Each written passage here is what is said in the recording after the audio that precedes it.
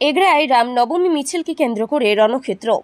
চরম উত্তেজনা পূর্ব মেদিনীপুর জেলার এগরা শহরে। অভিযোগ, রামনবমীর শোভাযাত্রায় দুষ্কৃতীদের দ্বারা ইট বৃষ্টি হয়েছে। এর ফলে গুরুতর জখম 4 জন। ঘটনাকে কেন্দ্র করে কার্যত রণক্ষেত্রের আকার নিয়েছে ওই এলাকা। অভিযোগ, বুধবার রাতে রামনবমীর শোভাযাত্রা এগরা কলেজ মোড় দিয়ে যাওয়ার সময় সেই শোভাযাত্রা লক্ষ্য করে ইট ও পাথর ছোড়া হয়। উত্তেজনা ছড়ায়। পরিস্থিতি নিয়ন্ত্রণে আনতে এগরা থানার বিশাল পুলিশ বাহিনী ঘটনাস্থলে যায়। পরিস্থিতি নিয়ন্ত্রণে আনতে পুলিশ লাঠিচার্জ করে। টিয়ার গ্যাসের সেল ফাটানো হয়েছে বলে পুলিশের বিরুদ্ধে অভিযোগ স্থানীয়দের। ঘটনায় 4 জন রাম ভক্তকে আটক করে পুলিশ। এই ঘটনার খবর পেয়ে বিজেপির মেদিনীপুর লোকসভার বিজেপি প্রার্থী অগ্নিমিত্রা পাল ঘটনাস্থলে এসে পৌঁছায়।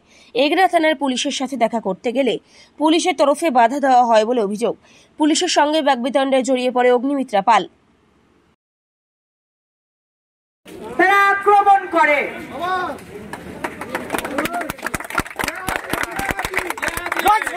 আমরা শান্তিপূর্ণ মিছিল করছিলাম,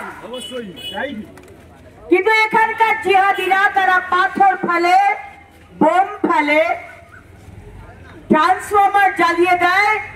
এই পুরো পাড়া অন্ধকার হয়ে যায় এবং সেই অন্ধকারের অ্যাডভান্টেজ নিয়ে আমাদের 5 জন কার্যকর্তাকে মারধর করা হয়।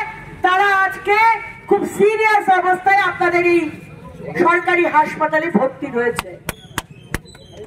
আর আমাদের 4টি ছেলে যাদের কোনো দোষ নেই তাদেরকে আইসি অ্যারেস্ট করে। আজকে এটাই বোধহয় পশ্চিমবঙ্গ, আজ এটাই বোধহয় মমতা ব্যানার্জির পশ্চিমবঙ্গ, যেখানে হিন্দুরা শান্তিপূর্ণভাবে রামনবমীর মিছিল করলেও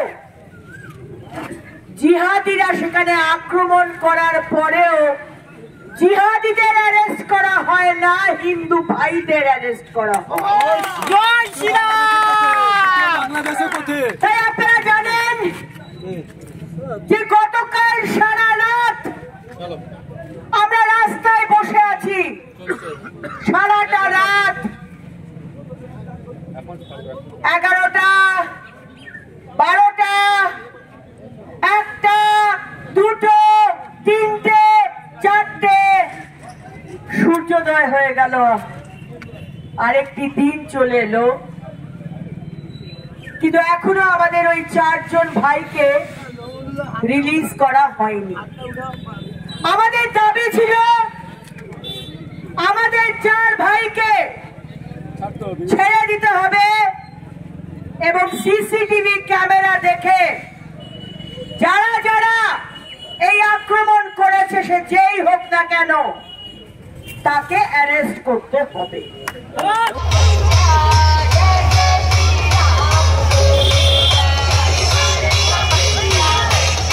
ব্যুরো রিপোর্ট, এখন সংবাদ।